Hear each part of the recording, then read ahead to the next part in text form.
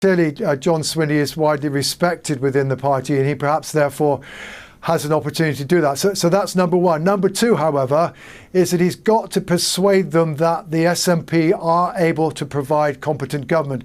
One of the things that's happened during the course, certainly between 2021 and 2023, is that whereas hitherto basically the constitutional question was insulating the SNP from losing support because people were unhappy about the way in which they were running the Scottish Government, most notably and obviously on the health service.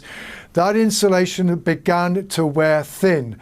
And to that extent, at least, demonstrating basic competence, particularly trying to turn around the health service, is, I think, an important priority, and thereby instilling in those who are minded to vote Labour because they think it will help to get the Tories out, that actually voting for the SNP in order to support the SNP's long-term goal is what they should be trying to do. OK. John, a new chapter, a new leader.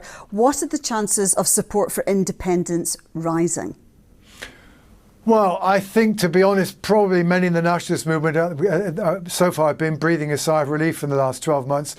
That support for independence has not gone down, given the SNP's difficulties. I think, in truth, I think one of the fundamental problems the SNP face.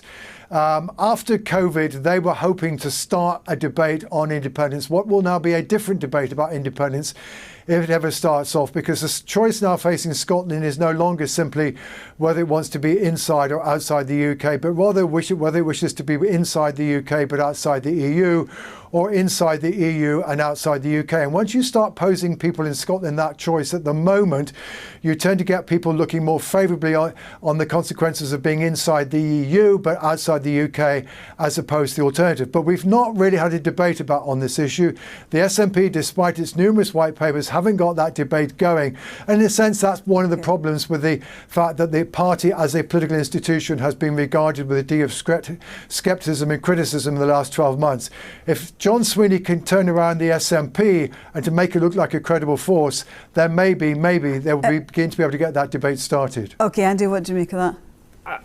Independence is miles away, and it will only get closer if the devolved SNP government shows the people of Scotland that it can run the place much, much better than it has been. That is the history of how the SNP does well and how the independence sentiment goes up at the same time. They've got to run the place well under devolution to show people that they're capable of running it under independence. That means massive improvements in the economy, which is a disaster at the moment. It means public services getting better. And it means sticking to the priorities that people actually have, not focusing on things that people generally don't care about, which is what's been happening over the last year. So they've got to perform. That's how you increase independence sentiment. You've got to perform better. Is that, Swinney said himself that you need to win hearts and minds. Is that how he does it? I think the biggest obstacle facing the cause of independence at the moment is people not seeing a route, not seeing how this can be achieved. I think that the general election campaign will make a lot of people in Scotland even more disillusioned. You'll have Rishi Sunak campaigning on the basis of flights taking off to Rwanda, completely appealing to a different audience. People in Scotland will feel completely alienated from this general election.